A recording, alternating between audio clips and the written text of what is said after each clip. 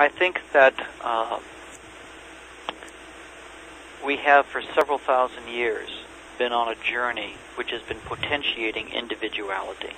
And in all the patriarchal religions, the whole masculine focus has been, as it were, a decided potentiation of the individual, even to the point of asserting the survival of the soul for the reward. The soul lives forever and ever in heaven or hell, based upon the quality of choices that the individual makes. It's an enormous potentiation of individuals, at the great cost, of course, of tearing the individual free of the matrix of life.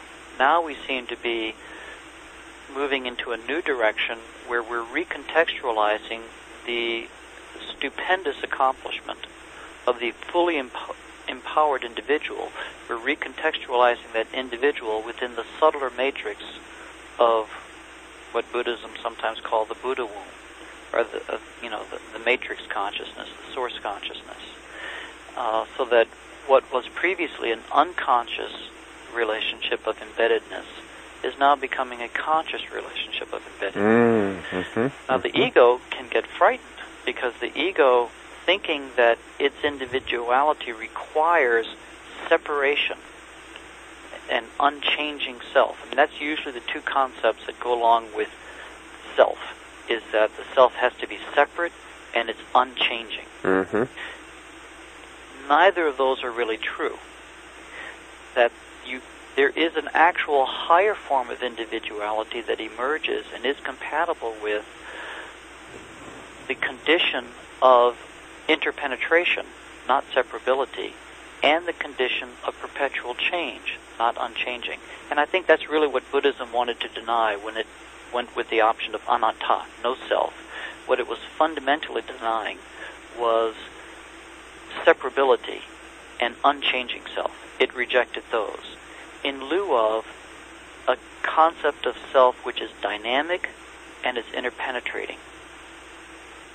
And that, I think, is where we are moving evolutionarily, so that we have an individuality, a true self-reflective consciousness potentiated over hundreds and thousands of incarnations, increasingly potentiated, self-directive, self-emergent, self-learning, self-creating, but contextualized within a matrix that supports and is nourished by that process.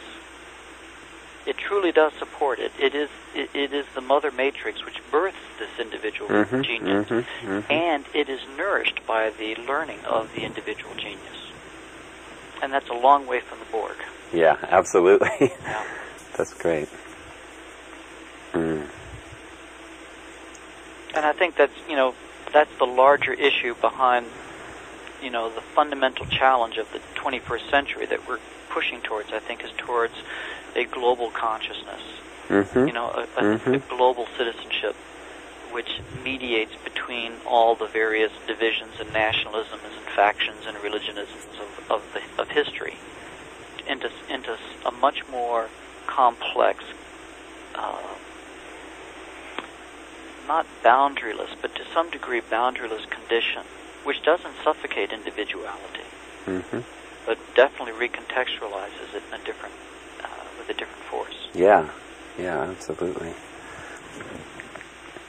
What do you see as sort of the ultimate applicability of this group wisdom or collective wisdom potential that's emerging? Well, if so, what do you see that as? I have a lot of energy around that question. Great. Because it has very far-reaching implications from everything from think tank, the phenomenon of think tanks and group dynamics for augmenting creativity, for enhancing creativity, all the way to understanding a new context for understanding some of the dynamics of social and cultural evolution and psychospiritual evolution. So I think, for example, I think of an individual, a person, as from a reincarnational perspective, as a living, walking group. All right, and so the more lifetimes a person has experienced, the more likely it is that they're going to have kind of more intelligence, more to show, more empathy, more understanding, more skills of various things. But in a sense, they are a living community of themselves.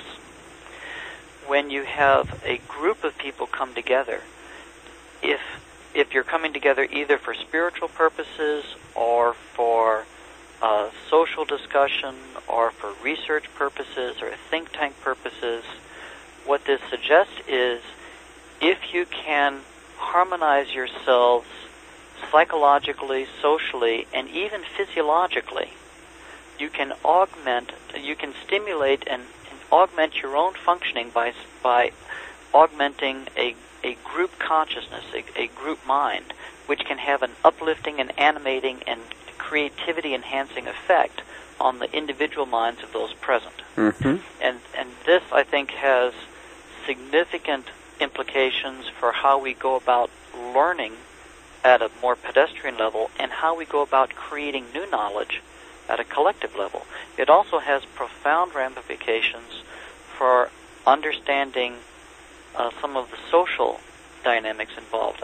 If we have a classroom context, and this would generalize out to the culture at large, which is highly divisive, then we don't have this kind of intelligence-enhancing, empathy-enhancing effect of a unified field drawing us into a higher state of sensitivity, a higher state of knowing. If we do have a congealed group, if we have a good social process for congealing a group, then we actually stimulate, I believe, a more potent form of knowing, a more potent kind of discovery, because the group mind is like a more powerful transceiver that connects the individuals to the divine mind, so to speak, even to the point where we are clearly at a certain evolutionary impasse. We need to break through certain barriers intellectual barriers, in order to solve certain major technological questions that we have come to in physics, in the sciences, which are really important for environmental purposes, cold fusion, a number of important, unified field theory. Mm-hmm.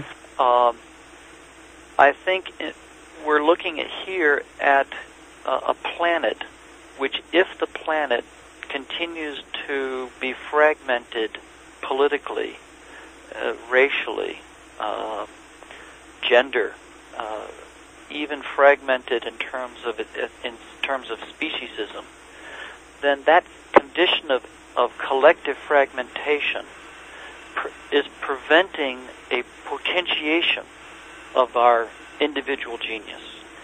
Where, on the alternative, if we move towards greater integration, greater social cohesion, greater inclusiveness in medical care, for example, towards political democracy, so on and so forth, then that would have the cumulative effect of literally potentiating the performance of our individual minds, and therefore making it easier for us to have the breakthroughs that would have profound implications in technology as well as the humanities and the arts. But I'm thinking particularly of the sciences, where we have a sense that we're really up against some real major barriers for solving some of the